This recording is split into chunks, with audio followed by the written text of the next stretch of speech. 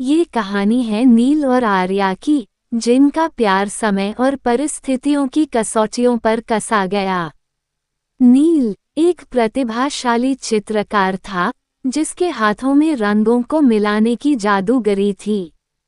और आर्या एक मुक्त आत्मा, जिसने संगीत की मधुर धुनों में अपनी आत्मा को गढ़ा था।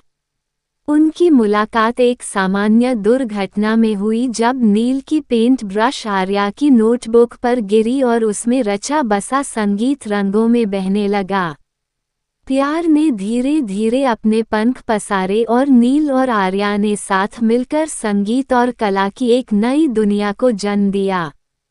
लेकिन कहानी में तब मोड़ आया जब आर्या को पता चला कि उसे विदेश में एक संगीत कार्यशाला के लिए चुना गया है। नील, जो अपने चित्रों में आर्या को ही चित्रित करता था, के लिए यह एक बड़ा धक्का था।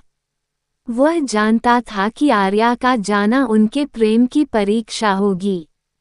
कई महीने बीत गए और आर्या ने विदेश में संगीत की अपनी शिक्षा को गहराई से अपनाया। वहीं नील, उदासी और अकेलापन महसूस करते हुए, अपने चित्रों में वही प्रेम प्रकट करने की कोशिश कर रहा था, जो आर्या के सान्निध्य में उसे महसूस होता था। आर्या ने अपनी संगीत यात्रा को पूरा किया और वापस आ गई। नील और आर्या का पुनर्मिलन हुआ, लेकिन कुछ बदल गया था।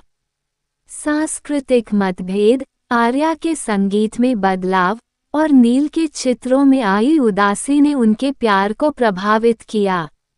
फिर भी उनका प्यार कुछ इस तरह का था जो बाधाओं को मात देकर उभरा। एक दिन नील ने आर्या के सामने वह चित्र प्रस्तुत किया, जिसे उसने उसकी अनुपस्थिति में बनाया था। आर्या ने उसमें अपने लिए नील की गहरी उदासी और प्यार को महसूस किया।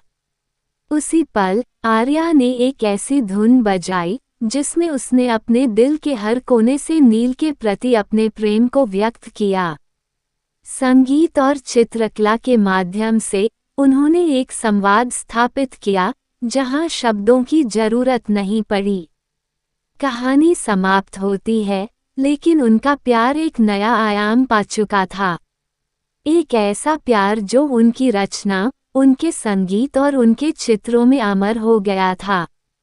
प्यार की अधूरी दास्तान एक अमर प्रेम कहानी केवल एक कहानी नहीं, एक एहसास है जो प्रेमियों को प्रेरित करता है कि सच्चा प्यार कभी अधूरा नहीं होता, चाहे परिस्थितियां कैसी भी हो।